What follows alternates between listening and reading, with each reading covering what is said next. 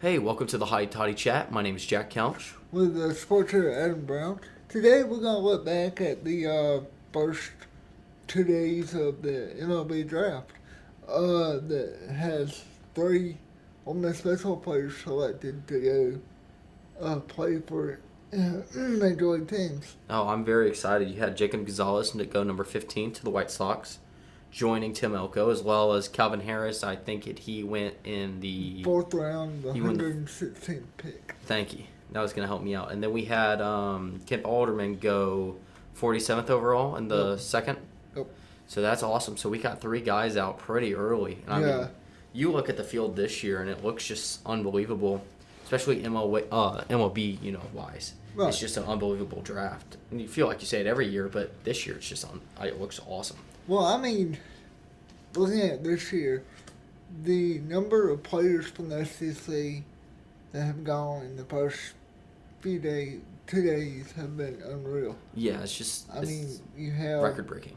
You have so many LSU players, Florida players, Ole Miss State, but then you have these high school players that come in there, and you're like, okay, like the catcher that went as the number 5 pick Sunday night, he's going to be really, really good.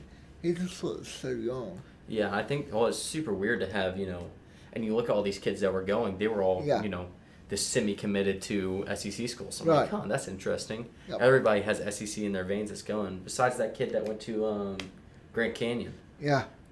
His dad played for who? His dad played for... He's going to crush me. NC State. NC State, yeah. And, you have two guys that are going in. But it's awesome. We have Jacob Gonzalez and Kemp Alderman go in the first day. And Jacob, I felt like he fell further than he should, but I'm excited that he's at the White Sox. I mean, I'm excited that he's with the White Sox. But I was thinking, anywhere from 7 to 12-ish. Yeah, but still, even outside that range. Yeah. I was thinking he was going to go maybe 6, maybe to, 13. I had a little wider range, but still, dropping to 15. He was the number one. You know what's funny? He was the number 1 pick overall for most of the draft yesterday. Yeah. Which is crazy to have. And, he was projected to go 6th overall, and he probably should have been up there. I understand dropping a bit, taking a cheaper player versus here and here. But dropping so far, I feel like that he was a little undervalued in the draft. I think the White Sox picked up somebody that's going to be unbelievable. You looked at him on our team. As long as he's figuring out how he hits, and I'm sure MLB is going to do that and put a little weight on him, he's going to be able to make everything happen. Oh, I agree. I agree 100% because, you got a situation to where he's an everyday shortstop. He is hungry for the game. And that learning ability of his and the work ethic will get him to the next level quickly. Oh yeah, I think he's gonna eat up the farm league just like Elko did. And, then you have 3 people on the same national championship winning team, all competing together to move up in the league, and that's awesome. That camaraderie is gonna help them so much, I feel. And you have Tim Elko out there who's already been dominant. I mean, you look at all of the players coming out of Ole Miss from that team, and they're just eating up the farm league, and then they're moving up. Elko, I'm pretty sure, is projected to be in the AAA by the end of this year. And I would be surprised if he's not close to the majors in a year or 2.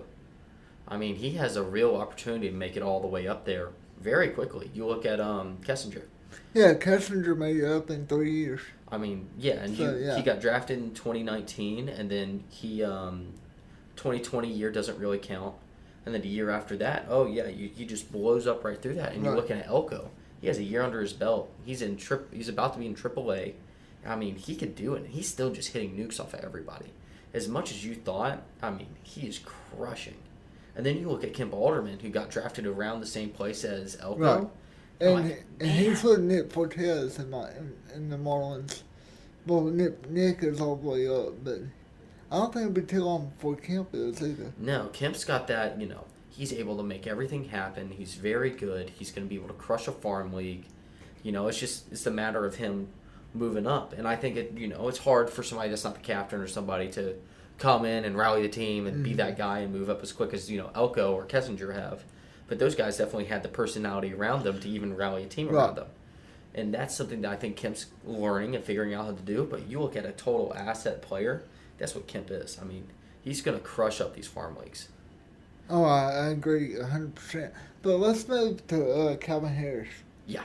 When you look at Calvin, do you see him going as a catcher? Or do you see him going as maybe somewhere in the outfield? Because this year he played 48 games at catcher, 3 in left, 2 in right. Yeah, and you got to look at his previous years and where do you want him. But you got to think he came in here as a catcher. He was a number 3 catcher in his class coming into college that then go MLB, I believe, correct? Yeah, that's what I thought. And, he had to sit behind the number 1 catcher in the league for forever. And that's something that, he has that reps, and he got the reps this year. And, yeah, he had a rough first half of the season playing catcher. But that's a shift that he had, and his bat's powerful. He's able to make something happen. Mm-hmm. I could see him playing catcher. I could see him being a utility guy that they can move around the outfield and that they need to bring him into the infield. He can play third or, he can go to catcher. I also could see him being a, worst comes to worst, DH because he just has the power behind him and he's able to run and he's a smart ball player. I think DH would be a good spot for him. I think it would be a great spot for him. And, that gives you, you're focusing so much on hitting. You're not going to have to focus on the fielding as much because especially catcher and learning, pitch counts and buzzes and figuring out this and watching the field and being, the quarterback of the game. Right. You just got to figure out, hey, where do we want him? Let's have him at here. Let's try him out at right. Let's try him at left, I could see him even going, being a right fielder. I mean, he's quick enough to make it to the front, but, I mean, he's sitting out there. He could hit nukes all day. It's great. And you really just need him on your lineup to hit. And that's what I think he's just going to eat up. And he's at the White Sox, right? Yeah. Yeah, and that's what I was saying. He's just going to be unbelievable. Yep. Yeah, so I'm really excited for all of our players going. And, we had a few SEC players drop out of the first round, which I was surprised. We had a lot more high school kids go. Yeah. I was kind of shocked.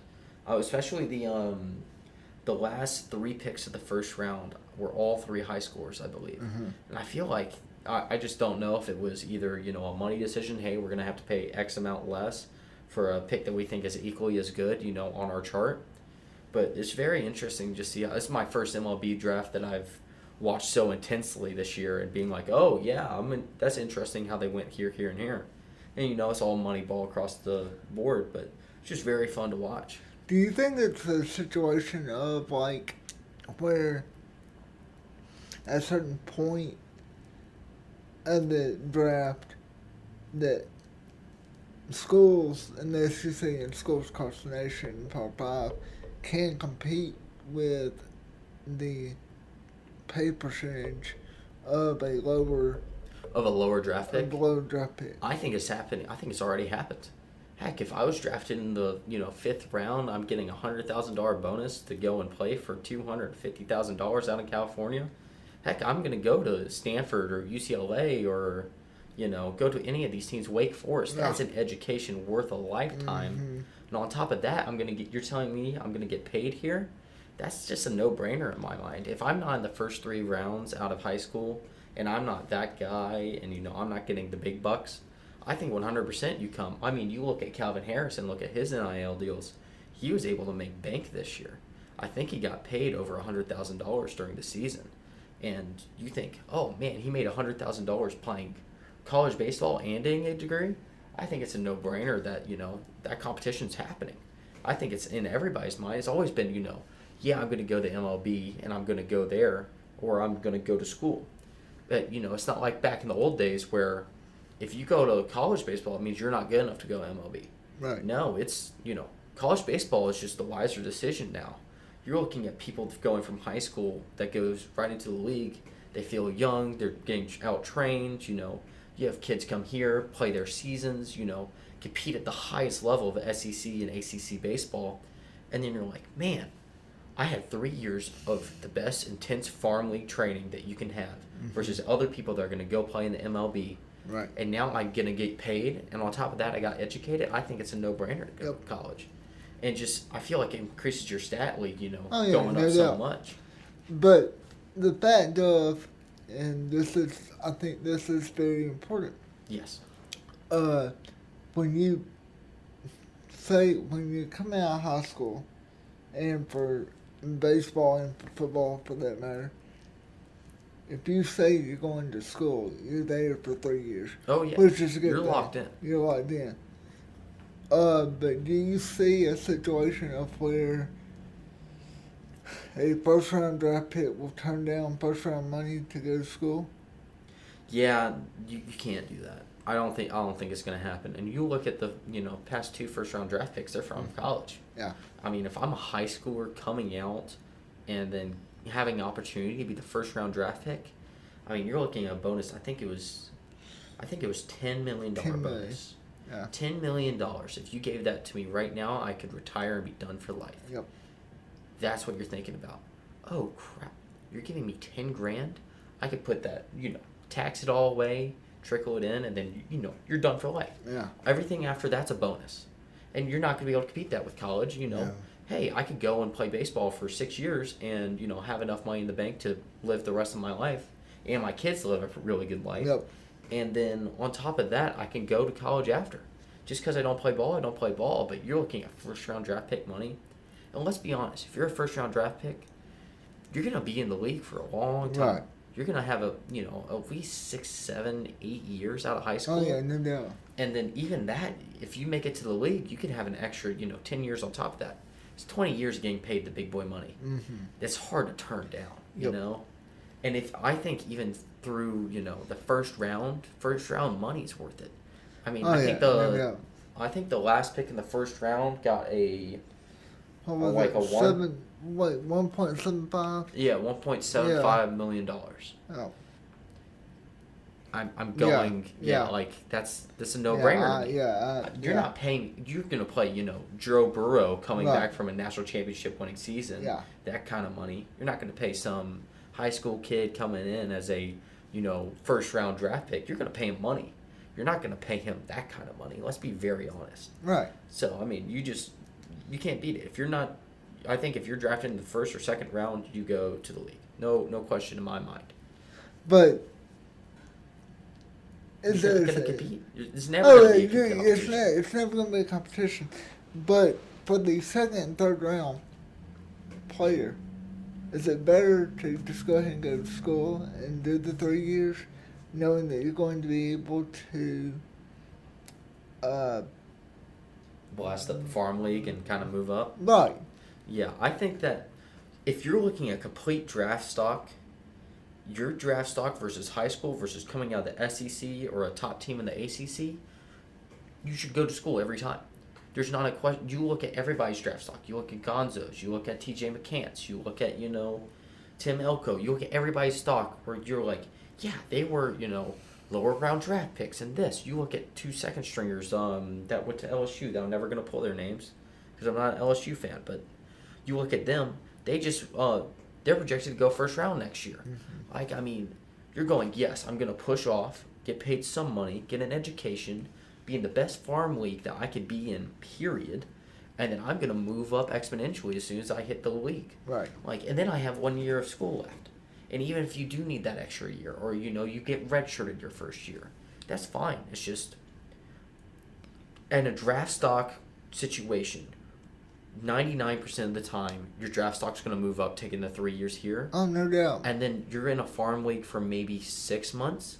And then on top of that, you're going straight into either double or triple. Sometimes, you can move straight up. Yeah. It happens. You can skip double A if you come here. I think Skeens is gonna skip the double A. I think for sure. I think he's gonna be in farm league for a while, pitch 2 or 3 games in double A, be a stud, and then move up to triple A. He has a major league pitcher arm right now. Oh, yeah, he does. And the thing about pitchers, especially, I know I'm rambling, but the thing about pitchers right now is that you have a set amount of throws.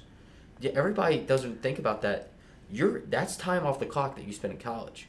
You only have X amount of throws in your entire life. And if you use them all up, then you're stuck. But people in baseball know that. People in college know that. Mm-hmm. So if you win a national championship, you make it to Omaha, you're a top player in college, and then you go into the farm league, You can't spend 3 or 4 years there because you're going to No. use up all your throws. Right. You got to go straight up. You got to make something happen. And by the time that you're 25, 26, you need to be on the cusp of the pros. But let's take games for example. Okay. You got a situation to where he is coming off a stellar performance to get them to the national championship. Oh, yeah. To where he threw over 100 pitches, well over 100 pitches. Over those, 46 of those were over 100 miles an hour. As an organization, were you not scared for your pitcher? For your pitcher. Yeah. I'm always scared. But you know what? That means that he's putting his neck on the line for his team. Yeah. And I think that matters more in the world of professional sports today than anything else. You look at somebody that's, going to go out there. You look at Tim Elko. Yeah, it probably wasn't great for his draft stock that he played half a season with a torn ACL. That is a terrible thing to think about. He put his livelihood in baseball on the line for his team. Right. And that speaks volumes for his character. Gosh. And that's something that I feel represents more than, the on-base percentage. I'm throwing 40 a game, the injury risk. It means that he's going to push himself. He's going to be there for your team. He's going to be loyal. And on top of that, he's going to be a stud. Mm-hmm. I mean, in the farm league, if he does that, I'm going to have some recruiter's head. But, I mean, you're playing for a national championship and some of the highest stakes that you have in baseball. You think about professional, you go about MLB, you think AAA, you think Japan League, you think, Colombian League, and then you look to the college. That's what you think about. This isn't high school ball. It's equivalent to having another league. And that's just something you got to think about is that, would I have liked for him to do that as a recruiter? No, absolutely not.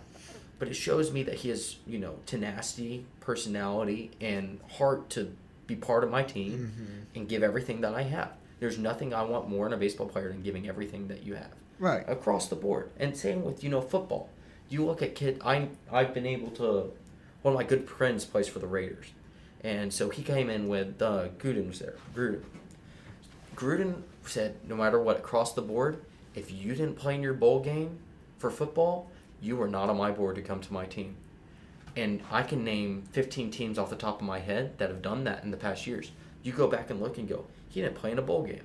Guess what? That means that you didn't care for your team, you didn't have the heart to go play, and you go to compete. And I understand people are getting said, hey, don't go play in this. Don't, do that. You're going to risk injury. You look at Matt Corral. I can guarantee Matt Corral wouldn't have gone so high if he, didn't play in the bowl game and showed everything that he had. Sure, it might have hurt, but I think somebody looked at that at Carolina and goes, he's the guy. He went in. He had to earn his spot, earn his stripes, and on top of that, sacrifice his body for his team in a game he didn't even have to play in. The kind of person that can go in and be a team player like that is unbelievable. And that's something that professionals look for across the board. Right. And that's what I think is most important about skiing. I know I just went on a massive tangent. You good. But that's something that I look for. If I'm like a player, I like Joe Burrow. I like people are putting their, livelihood on the line for their team, their friends, everything. If you don't leave everything out on that field, court, stadium, whatever, you don't feel like a professional player in my mind. Right. And that's where I stand. I'll always say that if you go play in the bowl game, I respect you 1,000 times more than the person that doesn't go play in their bowl game. 100%. I mean, just look. Go back through the drafts. If you're really interested, go back through the drafts. I can guarantee you that in the first 3 rounds, people are like, look at the projections versus what actually happens. You see guys that were projected to go in top 10, moving down to the 15th through 25th. I mean, it's just that important to people that you show heart for your team, and having this sense of, I'm not going to play in the game. Yeah, I'm out, man. No, that's not how this works. You're going to go and you're going to be, a football player. You're going to go be a baseball player, and you're going to lay everything that you have on the field. Yep. And that's what people look for. Yep. You can have a good baseball player. You can have a good football player. What is it? You seen the movie Draft Day? Oh, yeah. Did people come to your 21st birthday party? Yeah. Yeah, that matters. That Right. matters more than anybody could ever know. And you think of people playing football, you look at all these huge personalities. You look at Joe Burrow singing "Happy Birthday." Have you seen that video? So a video came out a week ago. It's Joe Burrow singing singing the Pledge of Allegiance, and he just stands up, says nothing, puts his thumbs up, does the Pledge of Allegiance, and heads out. But you look at that guy; he puts his body on the ground. Everybody has a personality. Everybody's about this.